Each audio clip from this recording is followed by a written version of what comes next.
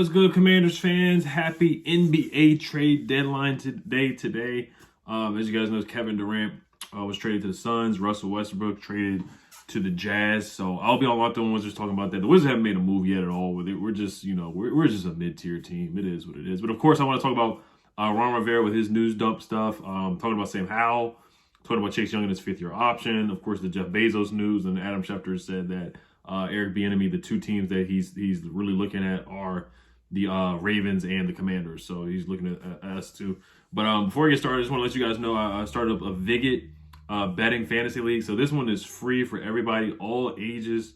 If you're 10 years old, 15, you can join this league. It's pretty cool. It's free. You get coins. I started the league. I started it 2 days ago. It ends March 7th. So if you sign up and enter the league, you download the app. Whoever the winner is, you get a free NFL jersey. Right now, Aaron is winning. I'm in third place, and Philip is in second place, as you see on the leaderboard right now. So it's super simple. You get 1,000 coins to start off. You get 2,500 coins each day. You bet. It's over, unders. It's only on games. It's not like Prize Picks. It's only on games. You bet the money line, the spread, and over-unders for points on the games. You can do NFL, MLB, NCAA basketball. It's going to be super lit when March Madness starts up, too. So, and there's like a group chat in there, too. So I can chop it up with you guys, too, about moves that were made and stuff like that. So it's pretty cool. You just download the app Vigit. You enter the betting fantasy league, and we compete against each other. I'll be competing with you guys, too. Of course, I won't win the jersey, but whoever gets first place wins a free NFL jersey of your choice. And if you get enough coins too off of winning, you can get cool prizes like an Amazon gift card, a Roku TV, or a Vigit t-shirt, stuff like that. Also, still rocking with Prize Picks as well. Make sure you guys download Prize Picks. If you have not, you can use my promo code REAL@Oliver. You get 100% deposit match. My picks for the Super Bowl, I got Pat Mahomes. They're giving you a free square, so they're giving you a free pick. Pat Mahomes over a one passing yard or a half a passing yard. So of course he's going to get that. And then I got Jalen Hurts getting over over half rushing touchdowns. I think he's going to get a rushing touchdown. I think he's going to score a touchdown. And then I got Devontae Smith over 16.5 receiving yards. He's got that in the last 4 or 5 games that he's played in. And Jalen Hurts has scored a rushing touchdown in the last 4 or 5 games that he's played in as well. So make sure you guys sign up with my link down below in the description. The link down below for Vigit is down in the description as well. And the password is down below in the description as well. Make sure you guys check out those links. All right, you guys, let's get into the talk. So, Ron Rivera was on NFL Network, basically doing the Super Bowl radio row, saying that Sam Howell will be quarterback 1 as of right now through OTAs, mini camp, and training camp. He has to earn it. They do want to bring a guy in to push him. So this was a question from Mike Florio as well from Pro Football Talk. He said, can you count the Commanders out of that market? He basically was saying last year that Ron Rivera hit up every team. It was in the quarterback, was hitting up every team for a quarterback, and Ron Rivera saying that they're not going to do that this year. Quote, so Ron Rivera says, when asked if they would be in the market for a veteran starter, Ron Rivera, quote, says, I think the biggest thing is we have to find a guy to come in that's going to compete, but in terms of finding a guy you're going to have to spend a lot of capital on. No, we're not looking for a guy we've got to spend a lot of capital on. We're looking for a guy that's going to come in and compete first and foremost, end quote. He also says we want to find the right situation, a guy that can come in and be that supporting guy that can really help him grow, talking about Sam Howell, and become the guy that gives you an opportunity to win football games. Another quote that stood out, he said, we want to find the right situation, a guy that can come in and be the supporting guy that can really help Sam Howell grow and become the guy that gives you an opportunity to win football games. So this is basically what I wanted, and you kind of know the situation with the ownership. This is a lame duck year with Ron, so I just any quarterback you bring in anyway, I just don't trust Ron Rivera as a coach anyway. Clock management, timeouts, challenges, 4th down situations, 2-point conversion situations. I've seen enough from Ron Rivera that I just don't believe in him to lead this team to a winning season, to be honest with you. 7-9 the first year, 7-10 the second year, 8-1 the second year, or the third year. So I've seen enough of Ron Rivera to know what I'm going to get. But I think best case scenario is to roll with Sam. Now, you may not win a bunch of games next year. I don't believe we will win a bunch of games next year with Derek Carr and Jimmy G and who else is maybe trading for Ryan Tannehill or somebody like that.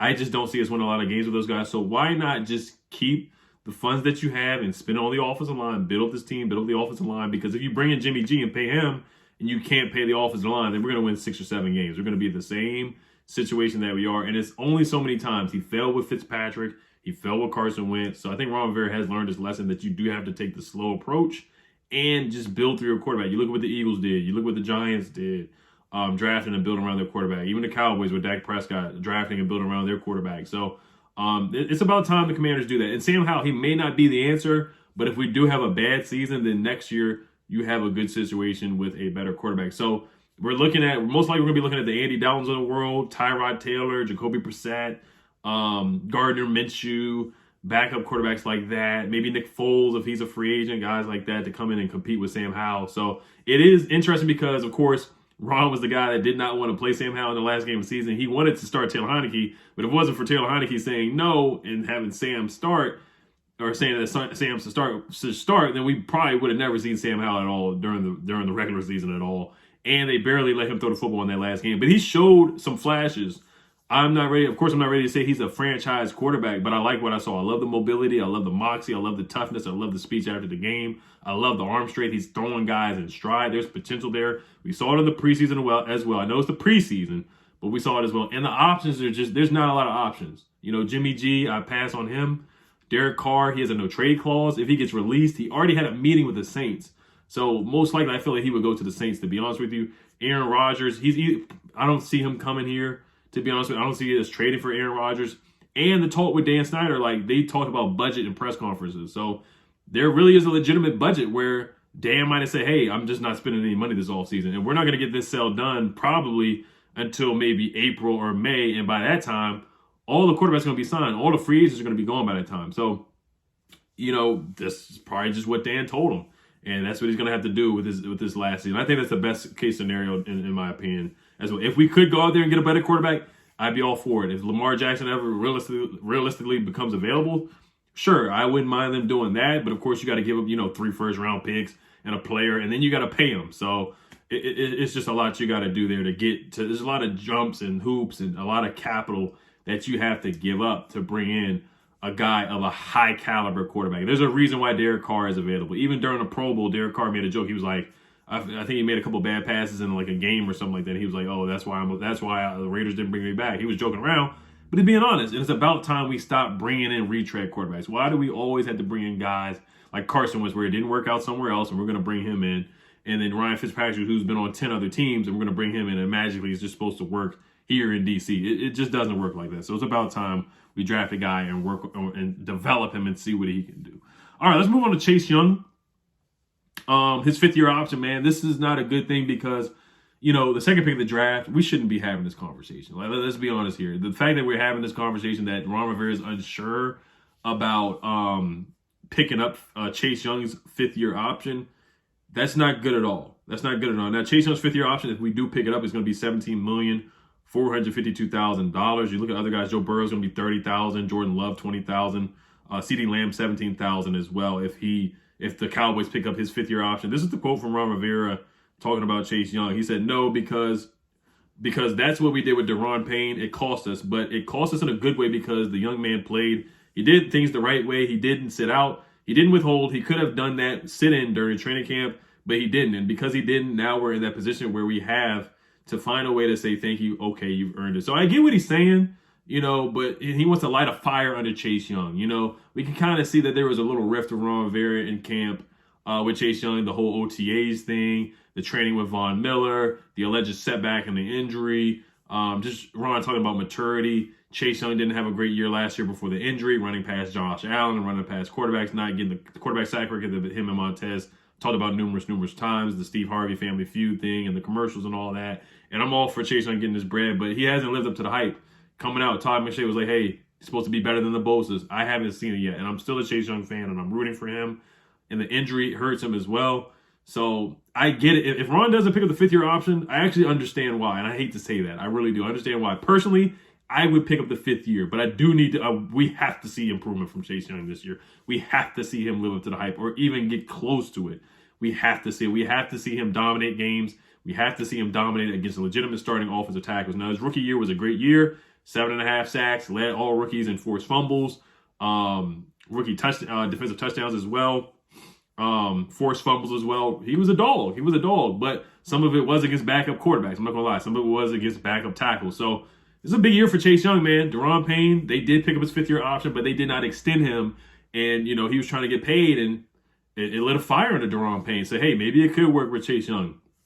Is this good news? It's not. It's not. Now, you look at Daniel Jones, too. They didn't pick up his fifth-year option, and he had the best year of his career. So, hey, maybe something like that could happen to Chase Young. Now, Daniel Jones didn't light the world on fire, but he did enough, and he won games. So, I'll give Daniel Jones his credit. So, we'll see what happens with Chase Young. I want to say May 1st is the deadline to pick up the fifth-year option.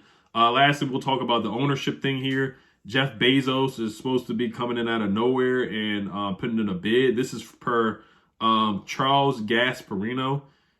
He says, speculation is rising that Jeff Bezos could sell the Washington Post and buy the Commanders per Charles Gasparino. He's become frustrated with the business and owning an NFL team.